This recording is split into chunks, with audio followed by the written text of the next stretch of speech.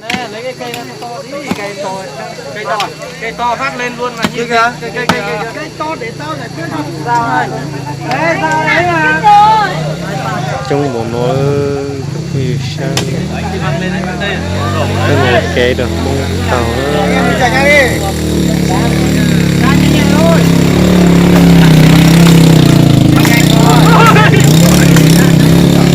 là gì đâu, lên tí nước cho cái đá và tí nữa đi.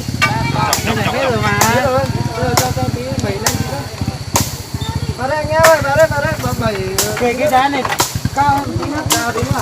Ok, càng cao càng tốt. Đâu cái đây với đây. nhỏ ở đây nhỏ thật tía đi nhỏ cực kỳ nữa.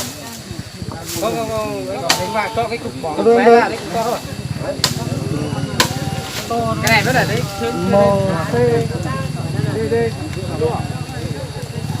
MC một cửa đất đai ấy, với tắt lọc một cửa đất đai.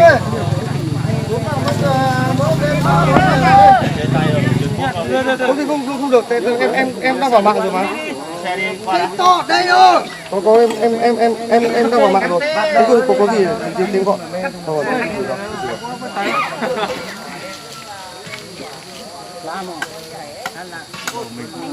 Em có nhạc như này em muốn đăng thằng nhảy lên nữa. Sao ven vào chứ? Cây nó thế này tôi không dài ra được. Thôi trắng. Thôi, làm gì nữa? Vào đây.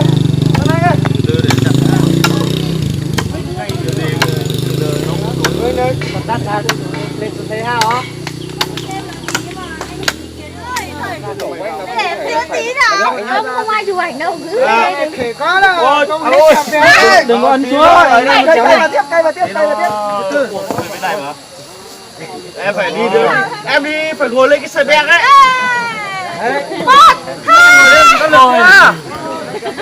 thôi Ninh ơi Ninh ra để anh em phải diễn được luôn đâu đây không có diễn xuất anh em ngồi đi 23 đây 1 2 3 rô 2 3 rô quên một rô sang uống rượu cho một cục vào đây này kia cho làm anh nhầm vậy không 1 2 3 ô đây 1 2 3 lên là được rồi. Thôi nếu không trái thì để anh thao tay vào anh ơi. 1 2 3 bám vào tất cả vừa bám vừa cây khả năng ra đấy. Đây. Đẩy một tí nữa mới được. 2 3 rồi. 2 3 rồi. 2 3. Chưa không được vào lên đấy. 2 3 4. Kiểu gì tí cần đẩy Không phải cho nó lên đây. Bây giờ bắn bên này sang. Bắn bên này không cho đá vào dưới đó. phải kè nó cao lên được, cứ kè một tí nữa mình bắn được. Cho đá vào dưới đó. Bám cái này hơi yếu nhỉ? cái này Khi hành án có thế. nhiều người vào đèo lên nó lên mà anh khỏe món khác.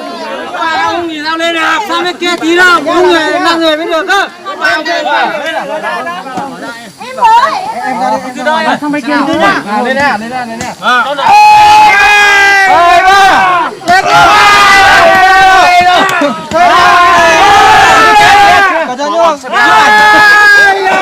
Bên kia cẩn thận nhá.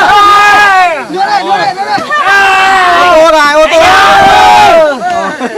Sắp có thiên tai. Rồi, được. Xong vào sắp vào hai con